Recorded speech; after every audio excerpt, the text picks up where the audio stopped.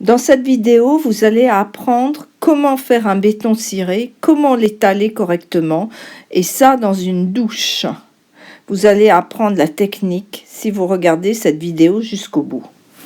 C'est une petite douche qui se trouve à Montereau, qui est divisée en deux parties, donc la partie douche, et après il y a un plan de travail dans la deuxième partie avec un lavabo. C'est donc à Montereau et ça appartient à mon associé pour le béton ciré qui s'appelle Benoît. Le polymère, c'est le produit chez MN Béton qui sert à diluer la poudre de béton. Voilà. Donc là, on mélange l'eau et le polymère. Voilà. Et on va verser sur la poudre de béton. Poudre. Alors là, 2 doses de poudre, voilà, de ciment là, et pour une dose de polymère. J'en fais 2 ou 4. Oh, je peux peut-être en faire 4. Allez, ah 4. Bah oui, parce que si qu'on soit pas juste. Donc vous devez toujours en prévoir un peu plus, même si ça coûte des sous, pour éviter de vous retrouver très juste. Et après d'en refaire à la dernière minute et vous n'aurez pas la couleur que vous voulez. Et vous allez être dans le stress. Et en plus le béton sèche, vous aurez sans doute une démarcation. Voilà, on verse le béton, on verse sur le béton, sur le ciment, la poudre, le polymère et l'eau. Voilà, et puis là on va mélanger. Alors normalement vous avez besoin d'un malaxeur, nous on en avait un, mais quand on fait des petits chantiers comme une douche, vous pouvez le malaxer à la main, à la truffe. Donc il faut bien malaxer comme fait Benoît, bien gratter au fond, afin d'éviter les grumeaux et bien autour du seau. Voilà. Il malaxe en écrasant en même temps le ciment. Alors c'est un peu fastidieux. Je suis bien contente de filmer, ça m'évite de mettre les mains dans le béton. Comme ça je suis peinarde. Voilà, vous avez une pâte comme une pâte à crêpes, un peu liquide mais pas trop, et surtout sans grumeaux.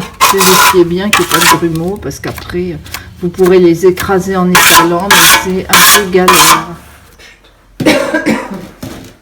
Bon, vous évitez de... Nous sommes en chaussettes, pour éviter de porter des petites poussières, comment ça s'appelle, des petits morceaux de béton sur le chantier qui est à faire.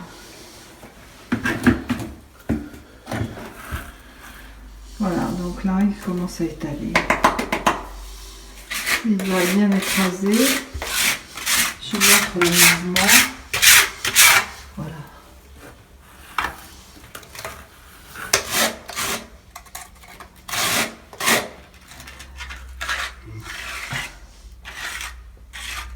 Alors, normalement, il aurait fallu scotcher tout autour.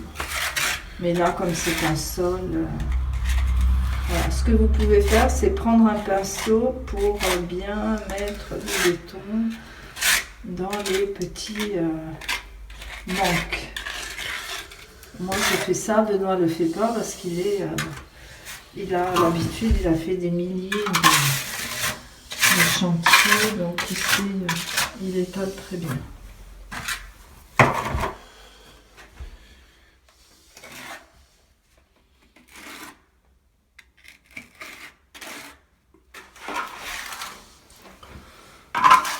Voilà, et là, il étale pour ne pas avoir de vagues.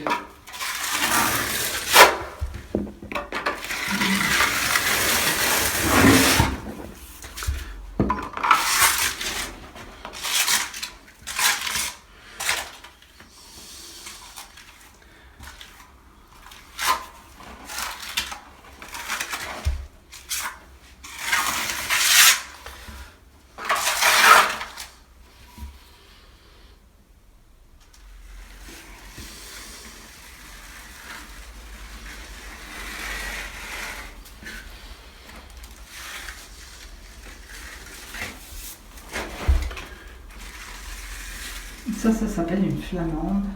Ça sert normalement pour les murs, mais nous on s'en sert pour les sols. Non, non, ça sert pour les sols surtout. Ouais, ça sert pour les... mais pour les murs aussi.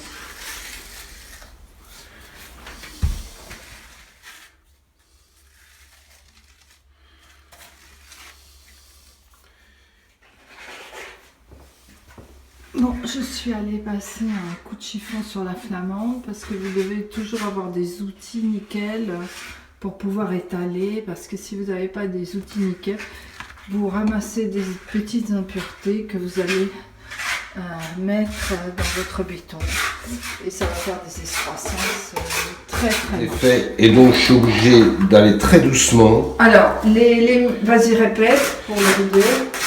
Le problème ici, c'est que les murs Ont déjà été faits. oui, donc. Et donc je suis obligé d'aller très doucement pour pas éclabousser sur les murs. Ouais, voilà, c'est ça. D'où la lenteur de mon travail. Voilà, exact. Normalement je devrais vider. Ça devrait aller beaucoup plus vite. Ouais.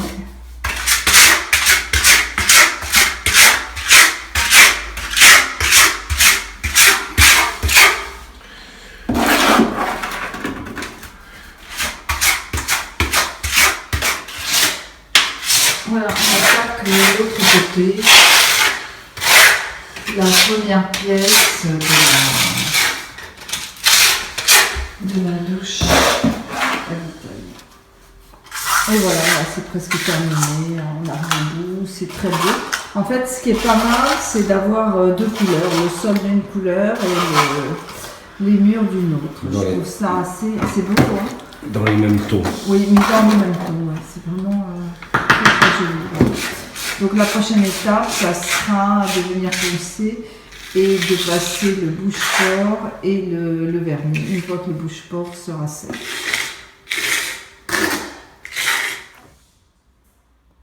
Et là, nous sommes venus mourir avec le béton sur le parquet. Voilà. Et nous cherchons à éviter, à mettre, comment ça s'appelle,